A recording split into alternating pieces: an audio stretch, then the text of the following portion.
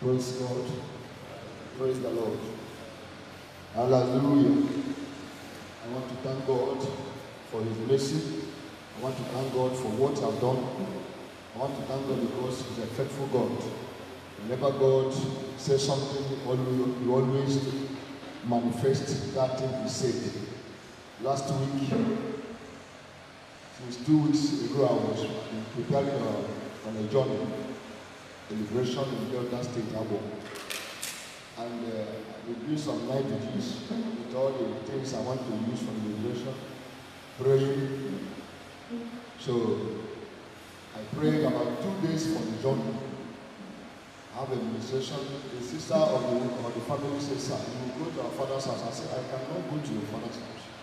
If I must go to your father's house, then your father will call me and tell me that I am welcoming, that is welcome me to his house.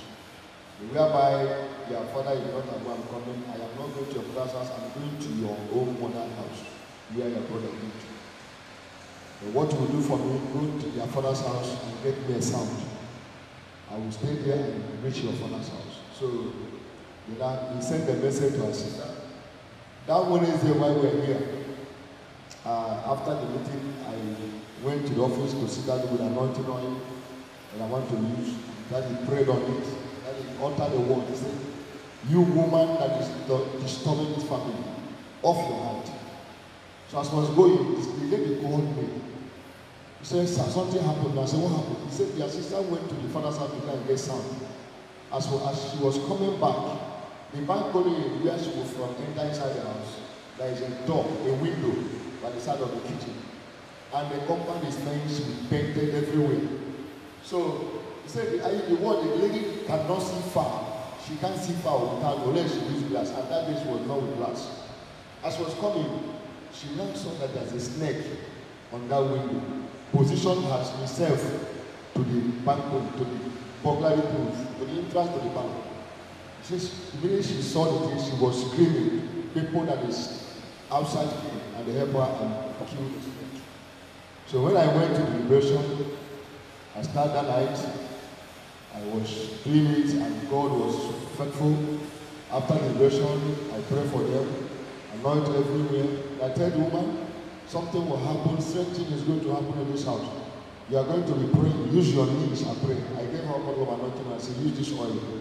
So I now decided to come back on Saturday. On Saturday night, while she was sleeping, he said something wanted to press her. She get up and anoint herself. She go back to bed, the thing came to press her again. She stand up and begin to pray and anoint in her house. Few minutes or some minutes later, in her daughter's room, she began to have a noise. The daughter screamed and they went there to hold. It was a big rat, black, and they killed the rat. So they saw me abroad, they called me. I said, "Sir, something happened." He said, "So her dream that darkness cover all the environment that he's living." That since 4 years ago he built that house for her mother because of quarrel between her, the father married her 5 wives. That he returned back and they have never made any money. Sometimes they will from Nigeria here to send him food. I said, "Don't worry, it's over." I pray for him and anoint him. I pray for him. I said, "I'm going to anoint him from here, anoint him from here." Then in the night, he was in his dream. He saw a big darkness everywhere. He said, one of his friends came and said, "Follow me." He entered the boat. As he was going, he saw police and immigration in the front. He said, "Stop me." He came down and his friends moved and they arrested him. He said, immediately he come down from the bus. A man and a woman appear saying, "You have been running, we are finally getting you."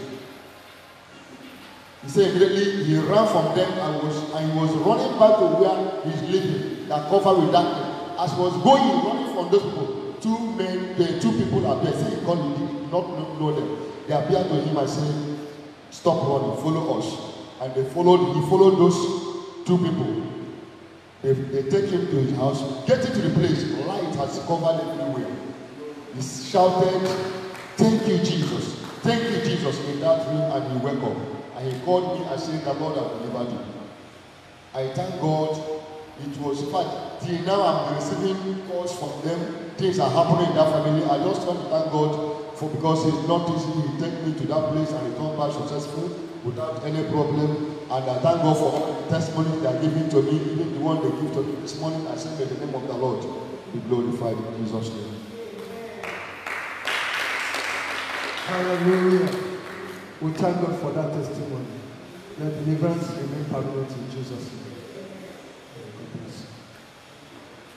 Hallelujah. Very sorry for coming late. I had a visitor this morning, and it was an emergency. I couldn't just, it's not everything in this job you have to pray. How many of us know that? Some matters you just have to get there. Praise God. And on my way back, I stayed over almost 1 hour, 30 minutes at this. I shouted, and no, I went towards Abamaji. So I didn't want to follow the bad road again. So I followed the main road and got stuck. I didn't know whether to leave the vehicle there. I didn't know, but it's so painful that whether they should bank again, I don't know. Or whether they should allow them to continue. Praise God. But it's so painful. It's so painful. Praise God. Amen. And one of the great things I learned when the man of God was ministering is, while I was there, I was becoming anxious because I ought to record the first message, and I was there like 12:30. The time was moving. I was there. One down the night. I say, here? It's Kawal. Praise God. I know in that situation you can get mad and talk and shout and judge. But while the man of God was ministering, something occurred to me. Do you know their challenges they are running? I mean, these guys are hustling to survive. And pressure can make a man crazy. How many of you know that? These are gentlemen, but pressure can make a man crazy. And I repented, sir. Praise God. And another thing I like where I went, if you hear a story one side, you can judge. I mean, I've been hearing one side of the story for a long time, and I've placed my judgment. In fact, I was going this morning with the hammer of anger to go and throw the judgment. But sometimes, be careful of what you judge. Because when you see the other side of the coin, you go weak. Many a times, majority of the things we judge is because we don't have the actual truth. We don't know, we know in part, so we judge in part. And instead of judgment, I just said, we have to continue talking. Praise God. Amen. No matter how anointed you are, we don't know everything. How many of us know that? We don't know everything. And we could judge based on what we saw. I know the more closer people are to you, the more you have feeling for them. How many of us know that? So what they tell you, you base your judgment by what they told you. Because they are the ones who are closer to you, they are the ones relating with you. As long as you are concerned, the other person is a devil. Well, by the time you get to the cocoa, you don't know who to call the devil. Praise God. So I want us to gain wisdom. Amen. And I think today was a wonderful lesson for me. Praise God. Praise God. And we are learning it by the day. Praise God. And I want to bless God that at the end of the day, it all turned out well. What did I say? It all turned out well. What would have taken life, at the end of the day, God resolved it. And grace is fine. If we allow ourselves to be under self-control, we'll do more. How many of us know we'll do more? Let me give you a little synopsis of what actually happened. Some people were with me yesterday evening around like 5 o'clock or thereabout. And already by what I saw, I very bad. You know, you can pray sometimes, but you can bring judgment of carelessness and all that. And somebody visited me, so I attended. I felt, okay, let me from here, since the two places are closed, let me get to see this thing. Sad. Some of these people will pass. If you get to their house, you will cry. Did you hear me? Did you hear me, sir? In fact, you won't even ask them for offering. And I don't hear me. You will know that people are suffering in this country. That certain things are not deliberate. Certain things are not deliberate. They are not deliberate. You know, when you go to your house, they eat, you don't know what another person is seeing. You will get me? They send you seeds, you have sons and daughters you can call, they respond to you. So some people don't have any address to come. Do you know that? I want us to take this 1 minute to pray for the needy. In fact, from what I saw today, I wanted to stop this series and teach on prosperity, start teaching on prosperity. Because from the way this nation is going, we won't do church alone by preaching. And I don't hear my own. Make out time and visit your members. Some, the order that will come out of the house, it will slap you if you don't take time. You faint. And you ask yourself, does human beings live here? As servants of God, let us, out of the compassion in our heart, pray for those God has sent to us who are in need. They may not be telling us. Forget the coat they wear to church. But I know should be coat have been a barrack coat. You don't know how it came. Can we bow our head and pray? That God should supply us the resources. Sir, ministries that are being fine is not because of anointing.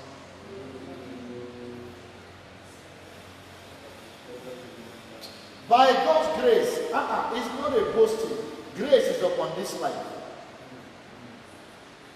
But there is little you can do with limited resources.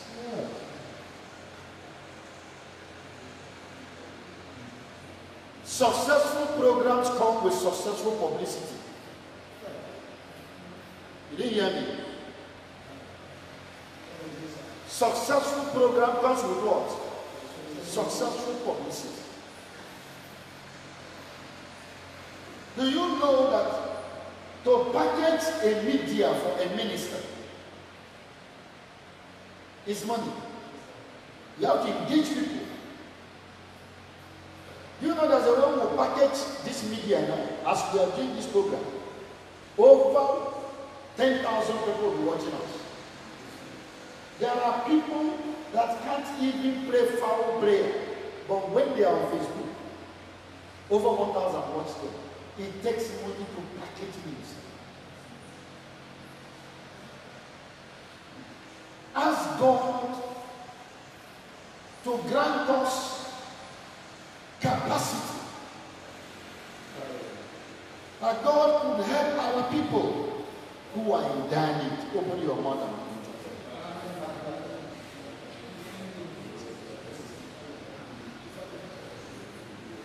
pray. In dire need.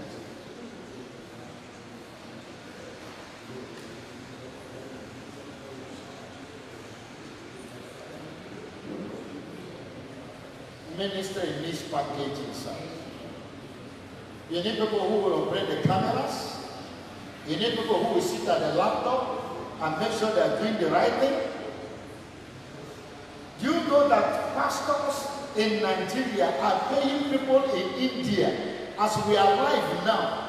The entire media team is working in India, and it will cost you like $150, $200 in every program. If you don't have it, you can't. They will see to it that over 10,000 people will be watching us live as we are doing now. Give you the best packaging you can imagine. Ministries money. Things have gone beyond. Most successes you see is not because of anointing, sir.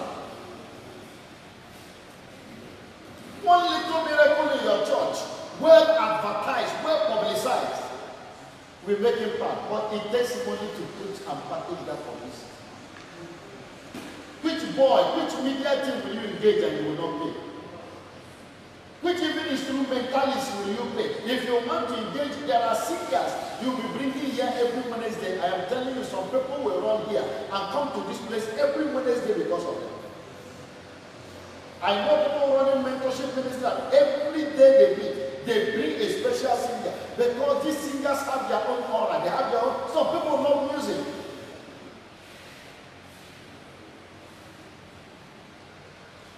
Pastor, if you open the pot of soup where some people they eat, you can't know the difference between water and soup. I'm telling you this.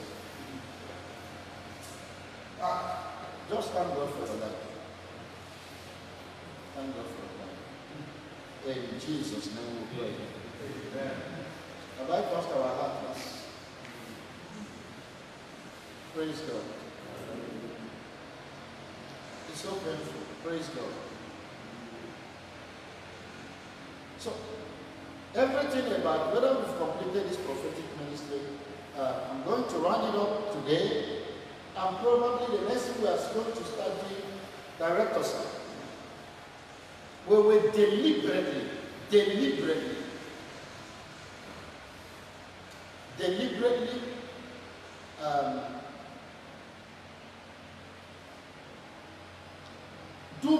enter into the kind of programming that will promote, stir up the desire for a higher glory and a higher dimension.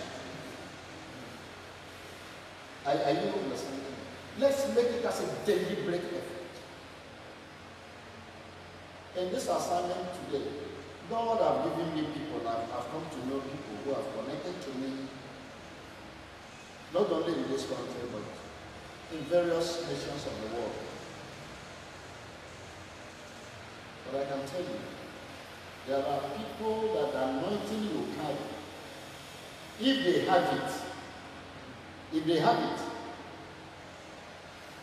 I was speaking to one of our people here who is now in Kenya, Apostle Enono John, and he was telling me, okay, maybe by next year we may see how we can take a couple of few ministers here and go there and hold a conference. He said those who answer bishop here are not up to some school teachers in Nigeria. I was telling the man of God, you just have to come over and get something done. Praise God. It's not the only one I see. At least I have over 30 people in the nation of Kenya who relate with me. Some of them with big churches. Sometimes when you hear them talk, you just laugh. You know, you can tell somebody wonderful, but you know, one thing in leadership, you don't discourage people, no matter what they do, just tell them it's wonderful. Praise God. You can start correcting me. But you never tell them the work. This thing you preach is not good. If you say that, you cut off. Whether it is good or not, tell them it's wonderful. Then you can start correcting later. Amen. May God help us. And I want us, every one of us in ministry, so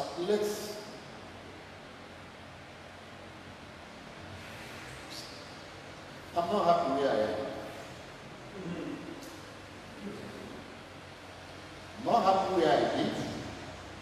And there are so many things I'm not happy about. Not happy sometimes in the crowd I find myself. It may be God's will for me and you, but I believe that God's will is for us to change the narrative, not to be part of it. I don't know whether you understand. God's will is for us to change the narrative, not to be part of it. Bishop Oyedepo single-handedly changed St. God. I was in that church when that land was bought. The first land we bought there was 1,000 acres. after dedicating the tower, the jet was bought. After the jet, that land was bought. And they started building. I was there. After that auditorium was built, I was there. At least I went there for the first service. I knew how that area was. But if you go there today, one man's grace. When Apostle P from USA came to minister to us, I remember, and we had to take him, I think that was Apostle, what is that name? He's a very wealthy man of God. He brought his two Mercedes and Jeep then, and took Pew and the other one to Daddy Bishop Oyedepo's church. When Pew got there, I said, is it the man's church or he inherited it from his father? So the point I'm saying is, where we are is not the problem. It is God's intention that there is a strange thing we are carrying that has the capacity to change the narrative. Yes, sir. I prayed last night to a point that it occurred to me consciously. That following me is not the problem, but getting us to arrive where we ought to arrive should be the focus.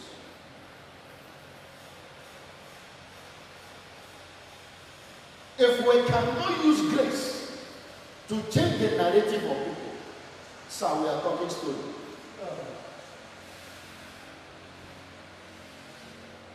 If we don't have any other evidence, our daddy, Reverend Pastor Adiboye, Bishop Oyedepo, of recent, Dr. Mopai is turning a wilderness to a heaven. Samandre, Mamandre. Medicine is not carrying anointing oil.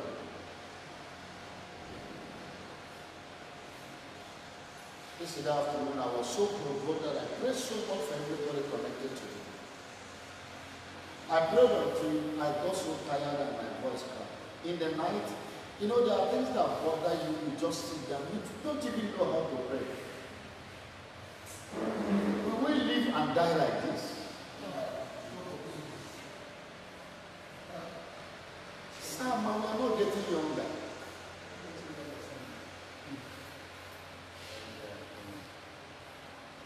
You are in your 40s.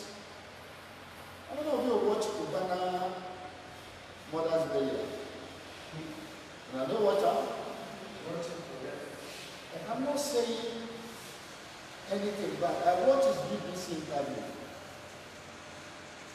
But I learned the young man, I had the young man say, when he went to Abuja, he was living with his brother, 6 of them in one room, 12 by 12.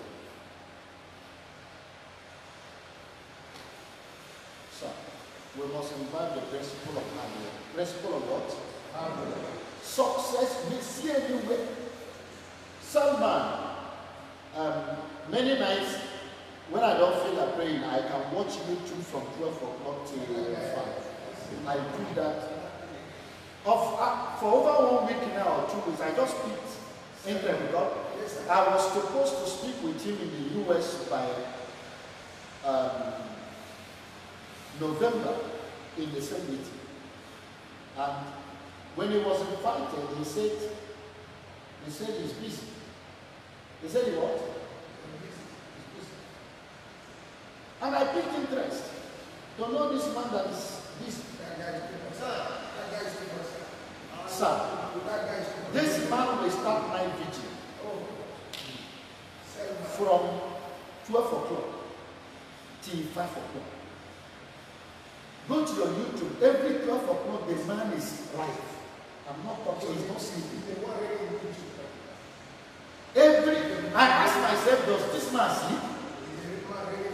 Does this man rest? Salman is the name reigning in the US and Nigeria.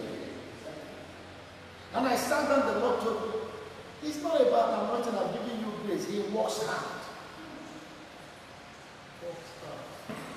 Hard work. Say, look at it, it's not about anointing. What you carry is magnificent, but you are a lazy man. But listen, check men who succeed, Sama. Hard work.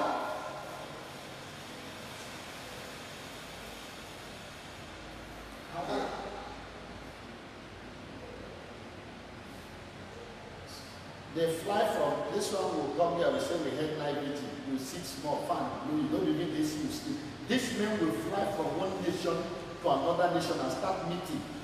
From airport to the meeting. From meeting to another meeting, no rest.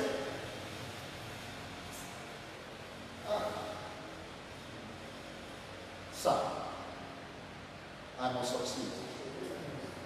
I'm not looking for success because of human honor. I told God this morning, as I was praying, I said, Lord, you appear to me. If I don't fulfill this mandate, I have failed generations that destiny has appointed me to affect. I have failed generations that destiny has appointed me to affect. Every one of us that God has given a commission, sir. You have no idea how many millions of people are tied to that singular mandate. Every time we fail, I pray to the point that God started opening my eyes. The church is the one, the world is the one preaching the sermon that the church is following. We are not converting the world. They told me, they said, you are not preaching to the world. It is the world that is converting you. Because the men and women I sent are not doing their work. God is looking for a man. So as we conclude, I don't know the area of your calling, apostolic calling, prophetic calling, pastoral calling, teacher, whatever. When I Nehemiah started, I went to memory. There was a time I was living my life that if I die, I die. I had no value for life. Even me knew that I had no value for life. And we are seeing tremendous success. When I'm praying, I say, if I drop that, it doesn't matter. I can. Those who used to hear me, I wasn't a good preacher as I am now. Okoro, you know now. Now I'm an Orient. I can't even remember the sermons I preached in those days. I wish we recorded it, but they will be baby sermon. But the devotion and dedication. I will say it on the pulpit, if I die, I die. I lost feeling for living. There is nothing about life for me other than fulfilling this mandate. In fact, this thing you are preaching today, I don't take gossip about. Every time I hear the problem of a pastor, I have a feeling in me that that's my assignment. That's my assignment. My assignment is to make you a better man. And you don't complain over what you are told to change. Do you? May God help us. Amen.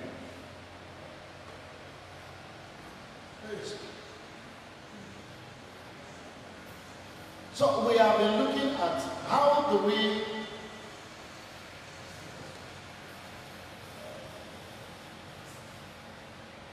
engrave the biblical truth of this prophetic ministry as we got up to point 3 that one of the biblical ways of entering into prophetic ministry is by divine selection. God calls people, some apostles, some prophets. But another way God calls people is by leadership. By what? Leadership. Prophetic ministry will naturally be on any leader. Whether it be Sunday school leader, whether it be a pastoral leader, whether it be a teaching, once genuine leadership position is on someone, there are tendencies for God to speak through the person. That's why you find that majority of the people God gives revelation concerning the church or your church are people you are appointed into leadership. Your deacon, because God respects hierarchy. Man of God just told us, God respects hierarchy. Once we are in leadership position, it opens an uncommon door for prophetic anointing to be made available. You know why? God would want to speak from a voice that will be heard. Praise God. If you read 1 Corinthians chapter 12, verse 28, or let me take Ephesians chapter 2, verse 20. Ephesians chapter 2, verse 20. Are you there? Having been built up upon the foundation of the apostles. How are we built up? And who? Now I want you to look at the English word. Can somebody read it for me in Good News or any other translation? Having been built upon the foundation. Who are the people who make the foundation of faith? Apostles and prophets. So God has given some people not just ministry, but leadership to create ministry foundations. Did you hear me? Did you hear me? Now, when we understand these things, we will know the reason why we will know what the man of God ministered to us today. Why you respect some people, because it's all about spiritual leadership. I was looking at Cubana. I can see how the world is more organized. He's a 46-year-old man. But do you know that majority of the people serving in that his mother's burial are all multi-billionaires? They recognize that this is a leader. In his atmosphere, we are servants. Now, you don't tell somebody, one of our pastors, I was praying for them. I think they had bereaved, and God started showing me some things. And from what he was sharing with me, and I think because of what I told him, do you know that a little girl who is a powerful person in a witch cult, that the elderly man in the village will obey her? How many of us know that? It is in Christianity, everybody talks anyhow. Now let's look at that verse 20 again, 220. It says, having been built. Who are the people who are built? Who are the people who are built? The Christian and other ministers.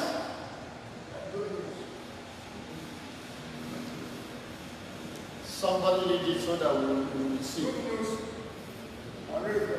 You too are built upon the foundation. Now, what did he say? You. Yes. You too. Who are the you two? The Christian. Me, the Christian, the minister, the pastor, the church. Are built upon the foundation laid by the apostles and prophets. Who are the people who lays the foundation of faith? Apostles and prophets. Be careful of all this new modern revelation. The cornerstone being. Okay, wait. Be careful of the new modern revelation. Everybody hears from God. Okay, look at this verse. Every woman of God, we all hear from God. But God respects hierarchy. He said the foundation of our faith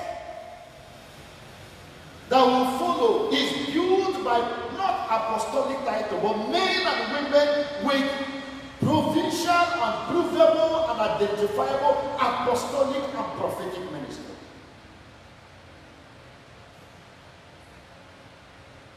Go on, sir. The cornerstone being Christ himself, Jesus himself. 21. He is the one who holds the whole building together. The cornerstone being Jesus, the presence of Jesus, did it diminish the assignment of the prophet and the apostles? Servants of God, did it diminish the place of the apostles and prophets? No. From experience in this assignment, I know that a man anointed than you can speak a word of a second and make your journey easy in life.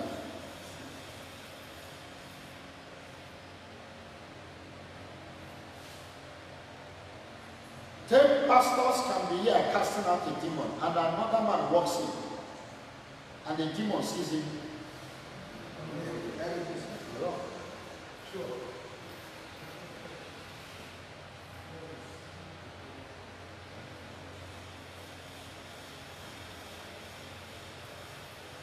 Why are these positions called pillars of faith?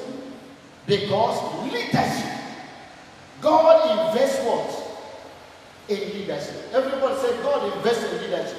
God invests in leadership. Nobody can build a ministry successfully without recognizing God's leadership.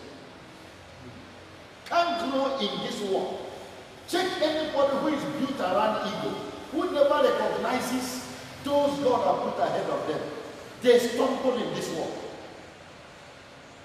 Stumble. Even what you know, you behave as if. Go and ask lawyers, ask engineers, ask doctors. Whatever you know is irrelevant in the presence of your superior.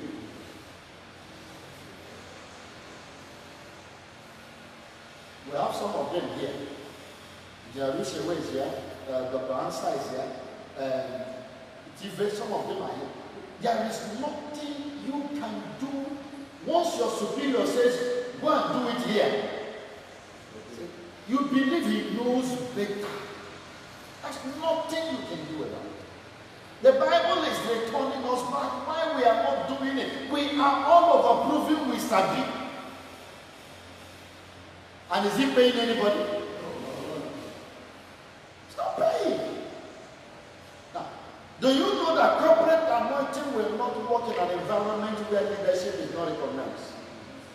It is a gathering of rebels. What I mean is, we stay here now, we want to pray, but we are despising men like Adiboye. Will it work? No work. The evidences of this man's work show the apostolic rating. Are you understanding? It shows the apostolic rating. I'm not saying people, but the apostolic rating are in categories. We must learn to realize that God respects leadership, and upon leadership, he invests grace. Salman, when did he emerge? Is he not making impact? God is raising leaders. May my own one be wasted. In the coming months and weeks, I think we are going to run a conference very soon, because we have not been running some things. And we just need to drive this in a little bit faster. Praise God. For those of us who are passionate. 1 Corinthians chapter 12 verse 28. 1 Corinthians chapter 12 verse 28. You know, some of these things, a lot of leaders don't like listening to it. You know why? I think in the Nehemiah platform of recent, there was so much argument. I think the man of God, some people had to rise and say, enough is enough. Now, thank God for grace. But you know, sometimes we carry ignorance to a high level. Where is the probation information? Is it in the sack letter or an appointment letter? Is it not when they are appointing you? Then when a company gives you a probation of 6 months and 1 year, what are they trying to tell you? They want to evaluate you. Either to retain you, because employing you in any environment is not intended to do you favor. Nobody employs you to do you for their business. Yes, sir. The employment is for the purpose of the employer. Yes, sir. You are paying for your services. And one of the reasons most of us are not succeeding, we don't understand the principles of success. Many of us have never worked in companies, so we really don't understand how things are run. That when you are made a manager, you are given there's a quota. You just have to be. Not go meet a manager. They give you one to brand new one because company now you invited. And that is why sometimes we retain elders and deacons and deaconesses who are killing the ministry. We retain workers who come to late and discourage the church members. We allow choir masters and choir mistresses who never pray before they want to do it. Everybody here, you know that I don't have any personal friend. If you don't do well, he knows. He don't take me anything. He don't take me anything. Before you know, I tell you, wait, okay, the modern program. Because the vision is more important than you. You weren't there when God sent me. If you go, somebody will stay. We must have an understanding that this vision of the king requires urgency. Many things we tolerate is the reason why we are not succeeding. Somebody picks a microphone. Let us pray. Father, in the name of Jesus. Hey, let us pray. Hey, Lord, help us tomorrow. And you know this kind of prayer pattern will kill attendance. And you still keep allowing him or her to carry microphone. Do you like such a sermon? Go there and collect your microphone. It does not understand leadership. Everybody that comes into leadership buys into the vision. Must understand what the vision stands for. And your duty is to fulfill it in your place of position. Go there, collect your microphone, pray it by yourself. That's why you see this man succeeding. Some of us who have worked in there. Engineer Rushewa was with me in Christ Embassy. Am I right? Those guys will remove your church from you without even. Then they give you sack letter. And not be saying that they rent church for you. They just tell you go and open church at the Jegemo. You know how you get the money?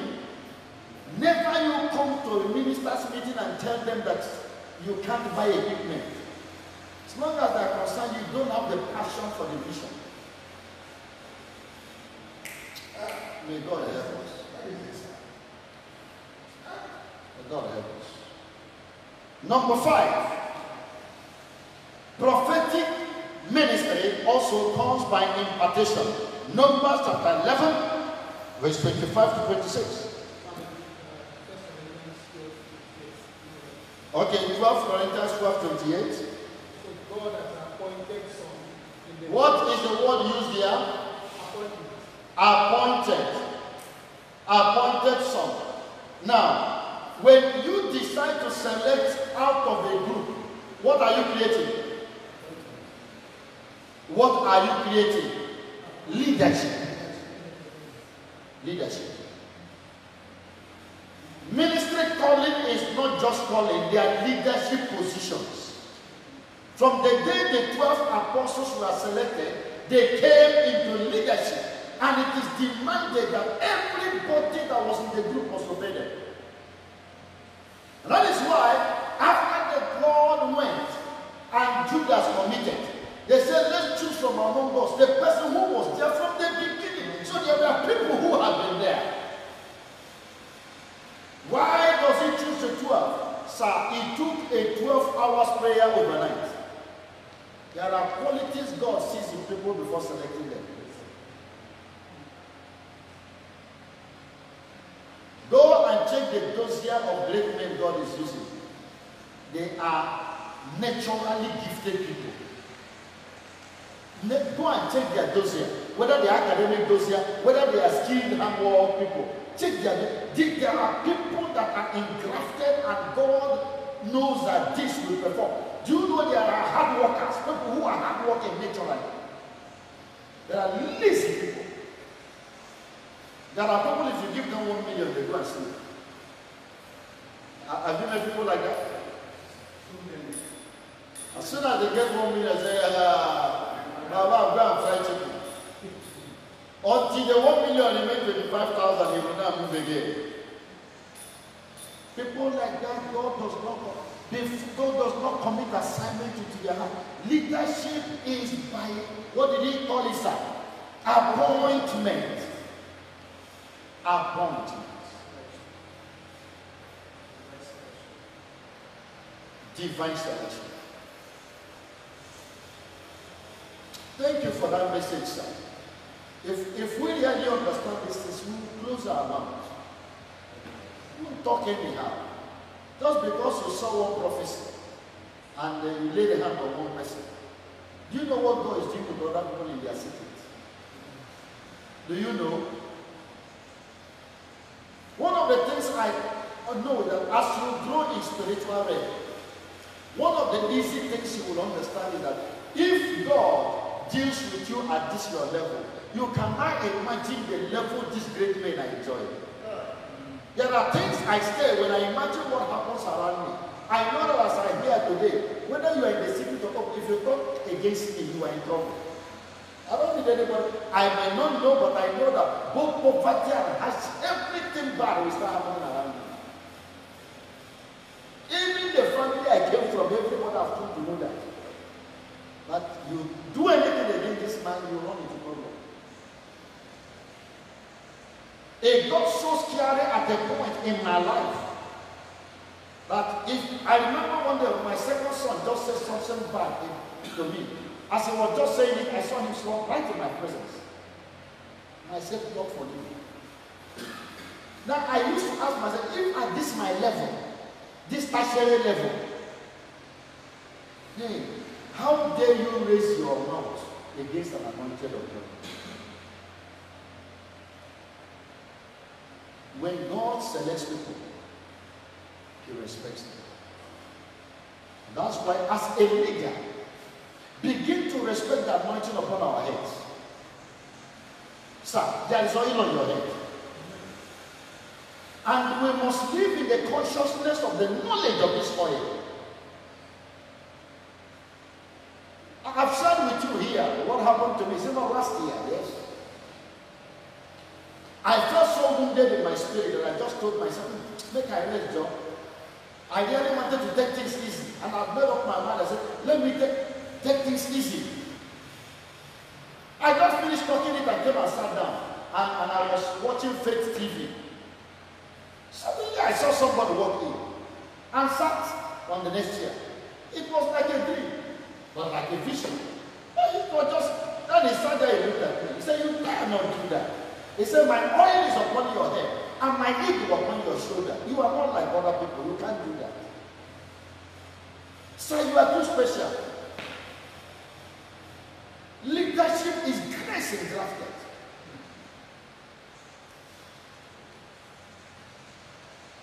And that is why there is a place for impartation. There is a place for what?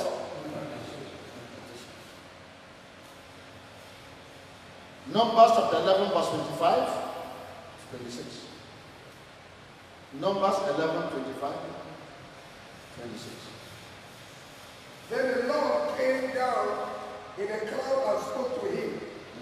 He took some of the spirit he had given to Moses and gave it to the 70 leaders. When the spirit came upon them, they began to shout like prophets, but not servants of God. The spirit that was on Moses, was he making Moses prophesy? Was he making Moses prophesy? No. Now a little of the spirit was taken from Moses and distributed to 70 men and they got crazy. You won't talk. I want you to understand this thing. Moses had been carrying the fullness of this thing. And he never prophesied for one day. He just goes there and said, and now one day God said, let me take it to Tashere. So the oil some people carry, if you get 1 million of it, you won't even know where you are. There is a place for impartation. There's a place for impartation. The Bible said, even the people that were not there, they didn't hit them where they are, even their compounds scattered. They prophesied from morning till night. Just portion of the one that was in the so if they take anointing from you and distribute it into 70 people, 70 people, and yet Moses was cool. Was not shaking. Loaded. The people that they just get small oil in his carry. Sir, that is why your fellow man will touch you. Either you pray or lay your hands and you fall down. And yet the man who touched you is standing.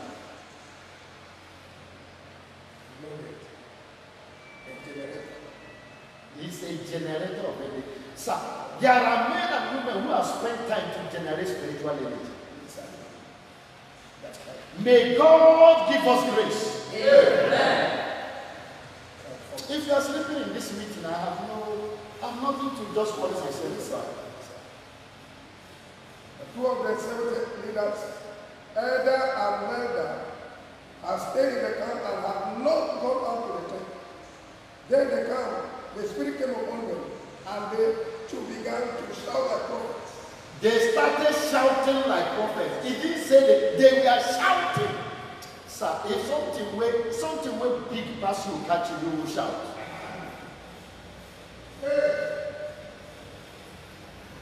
May every servant of God in this meeting today desire for the extraordinary. Mama, you will be my usher today. If this kind of thing we are saying, you are sleeping. Do you see why when Miriam was talking about Moses, they don't know who Moses was. But God knows what Moses was carrying. That if he takes a little of it and put in Miriam, Miriam will not even lose balance.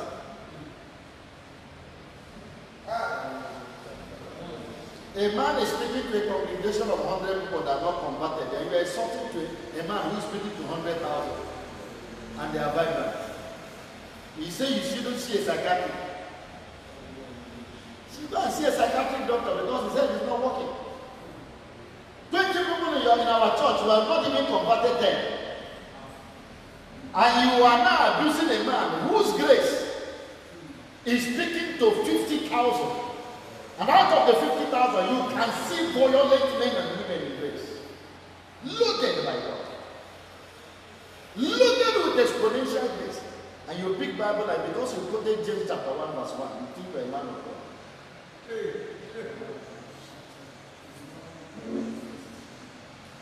Instead of bowing down to receive, we stand. Instead of bowing down to receive, we do what? We stand.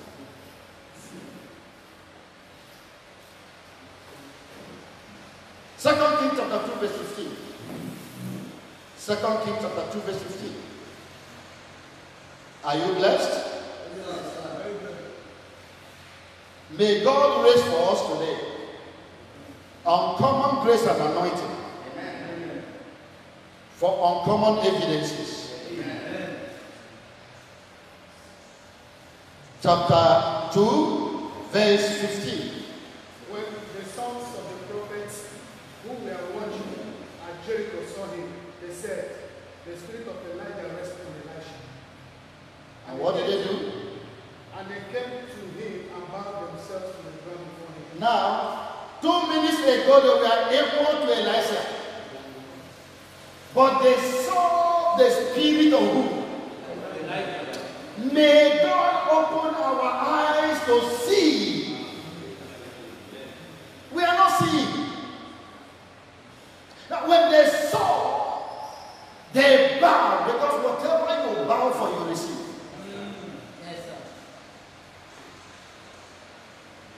In this little assignment, I've seen men stand like Gibraltar and nothing left me.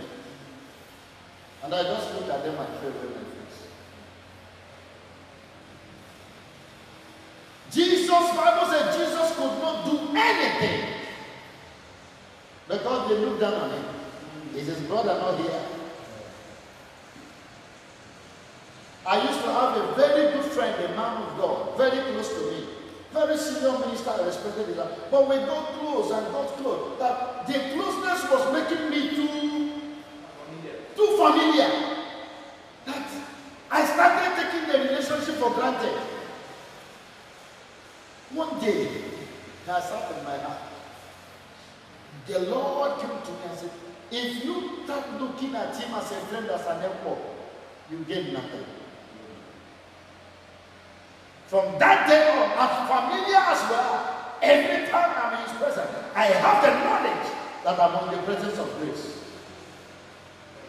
We may eat on the same table. In fact, if I go to his place, I sleep in his bed. He will tell me, man of God, go come and lie in my bed. Drop your anointing there.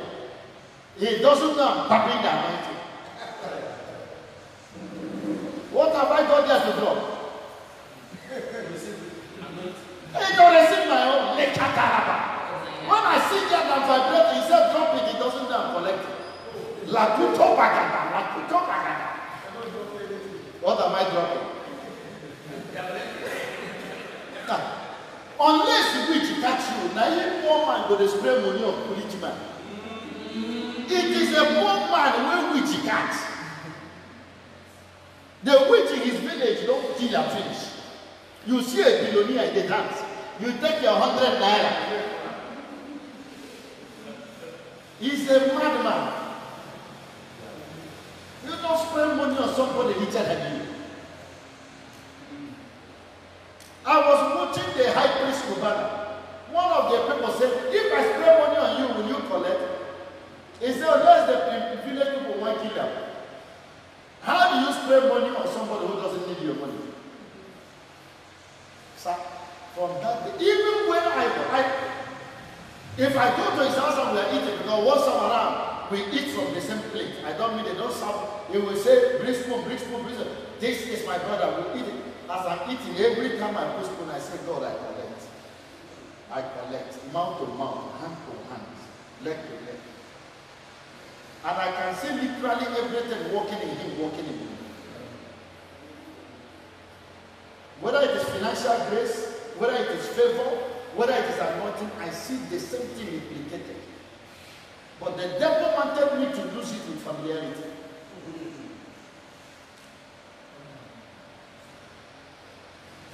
May God help us. Amen. Have we read 2 Kings 2:15? Yes. 1 Samuel 19:20.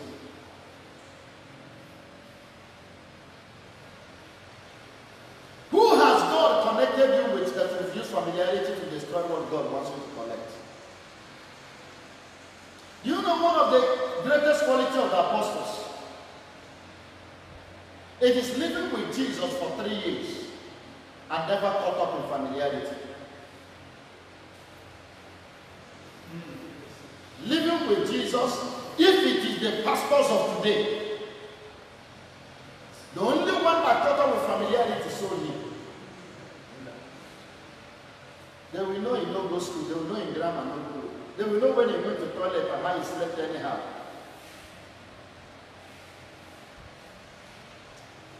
I've learned to close my eye to some things.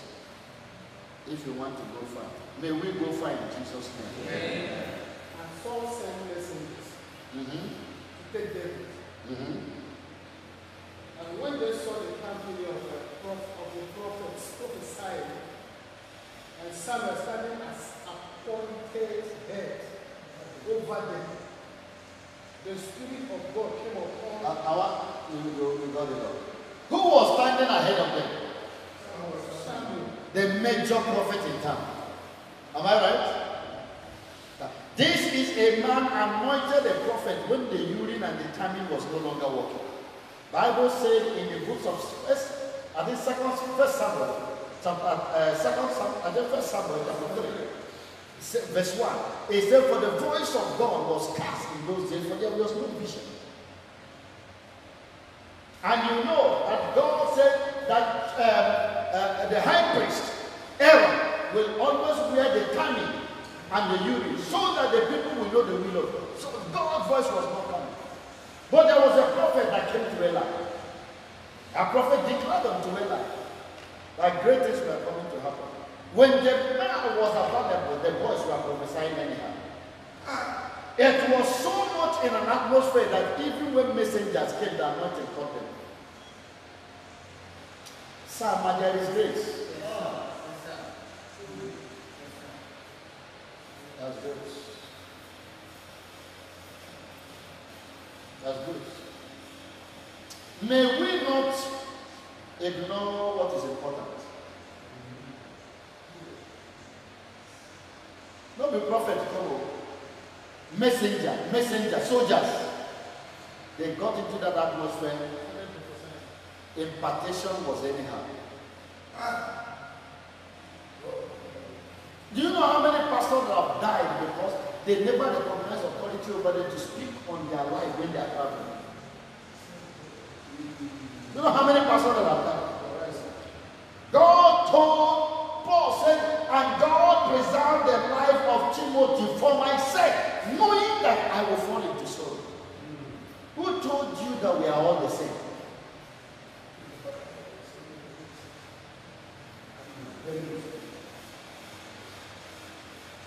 I tell you, there are people in this hall, in an MI, if they are sick, I go to God and say, the day this man died, I die.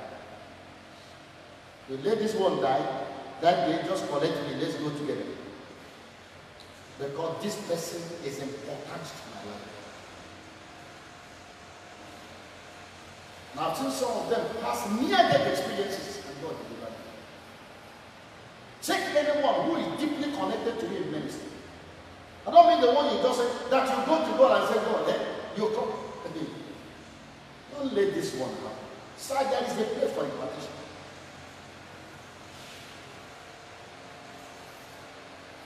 Another important area, and this impartation, it comes in three ways.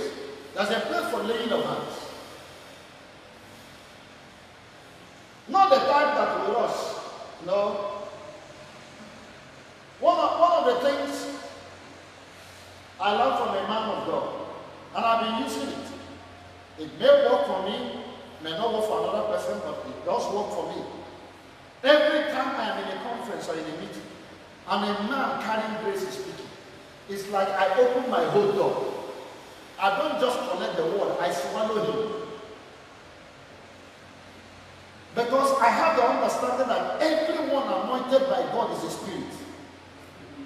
I don't know where it's a spirit. It's an atmosphere. Whether I'm listening to them in radio or message, I just swallow it. I want to receive the being, not just the word. Because every man's word is a signature of the grace he carries. Every man's word is a signature of the grace he carries.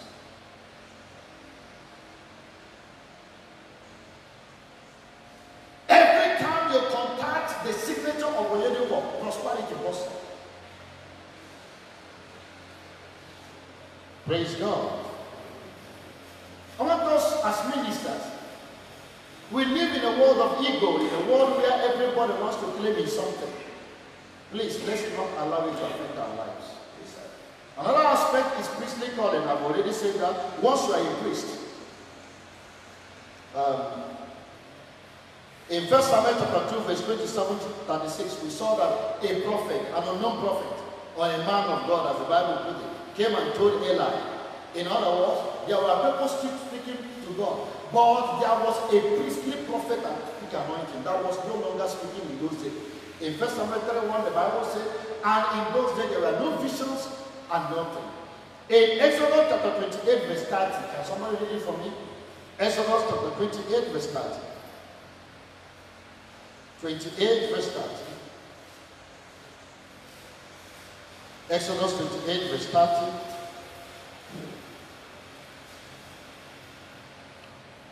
And you shall put in the breastplate of judgment the Urim and the Thummim, and they shall be over Aaron's heart when he goes in before the Lord. And Aaron shall carry the judgment of the sons of Israel over his heart before the Lord continually. Hallelujah. Praise God. And you shall make the robe of the ephod and all the blue. Now, read Numbers 27, verse 21. You can see what is Aaron carrying on his chest? Then go to Numbers 27, 21. And it says, you shall stand before Eleazar the priest, who shall inquire for him before the Lord by the judgment of the Urim. What is he going to use inquiring from the Lord, Eleazar the high priest? One of the articles These are the things put on the breastplate of the priest, and they are instruments of prophecy. When you are a priest of the Most High God and prophetic anointing is not naturally flowing on you, something is wrong. Now, in Deuteronomy 33 verse 8, Deuteronomy 33 verse 8, you can see that in those days, the priestly position guarantees every man what? A prophetic calling. And of Levi, he says. And of the Levites, your Thummim and your Urim, carry the priest of God's will for the nation. you shall use it to do what? Sought God's will. To seek God's will for the nation and for your people. Now you can see that even the Levite, the Levitical order, because of the presence of the Thummim and the Urim, when it is not on the chest of the high priest, when it is just hanging in the temple, they can use it to define God's will. So priestly position guarantees the authority of prophetic anointing. Every high priest in Israel is supposed to be operated as a prophet. Praise God. In 1 Samuel chapter 14 verse 41, the Bible says that God did not answer Saul, either through the Thummim or through the Urim. So it was a model of inquiry. Now, one of the areas I want to really want us to look at as part of the grace flowing for a prophet, how biblically one can be a prophet, is by interaction with high prophetic atmosphere. Like I used to encourage people here. I mean, when God started using Prophet Okoro in the prophetic ministry, I called him one day to my house. And I said, yes, I know I'm your spiritual father. I know I operate with prophetic anointing, but I am more of a teacher. Are you understanding? I expect more the grace of a teacher because of the kind of assignment I have. I teach leaders. I said, it is very, very necessary also that you create the atmosphere to listen to those who are totally relying on prophetic ministry. And I said, the person I recommended by him for that time was Johnson Suleiman. I prophesy, I declare prophecy for nations, but that is not what I do daily. I may have things I'm seeing like this, I don't talk about it because I'm a teacher. I want to respect the place of my office. Because if I allow the prophetic ministry to operate too much, it will not impact the assignment I was given. The assignment I was given will resident on the teacher. But it is very necessary for God to grant me every gift. So that by the end of the day, if you want to be a prophet, I can impact prophetically. That's why I can see whatever happened in nations. Like I told you here before. I was there, I said, the TB Joshua Church you see today, synagogue. Let me just give you this prophecy. God told me this, maybe the man died. I don't care what happens there, but the wife is going to take over. And hear me, most of these so wise men will disappoint them. That church we today call synagogue of the devil will look for alignment with a great man of God. The wife will look for a man of God to align it. And will restore that church back to God. And God showed me specifically the Redeemed Church. I don't know what is happening here, I don't know who their leader is, but there will be so much gospel. The woman will emerge, and some of the wise men will leave and work against her. She will be in dilemma. That she will look for an alliance. She will restore that congregation back to God. Amen. I have never declared any word that doesn't come to pass. But yet, I will not tell anybody who is in prophetic ministry. Alright? Because I don't do that every time. I don't run prophetic ministry every time. Now, for you who want to run your ministry on God say, God say, God say, you need people who run on that. Listen to them, because anointing passes by impartation, by atmosphere. If you want to go in teaching and listen to me, you will get a deeper revelation of the word. Because I'm first of all a teacher before any other grace. I've seen the blind see, I've seen the lame walk, but I don't consider myself a miracle worker. I don't consider myself a man who teaches faith. Praise God. Kenneth Hagin said, even though he does it, he sees himself as a teacher. Praise God. You can see that when the people came in that atmosphere of anointing, where he read in 1 Samuel 19:20-22, what happened? The messenger started prophesying. Now, this is the final point. And this is where we are all getting in mind. There's something called the spiritual doctrine of necessity. Of necessity. Do you know that God can use somebody because nobody is available? One single moment use it. Especially when you are in an atmosphere of worship or prayers.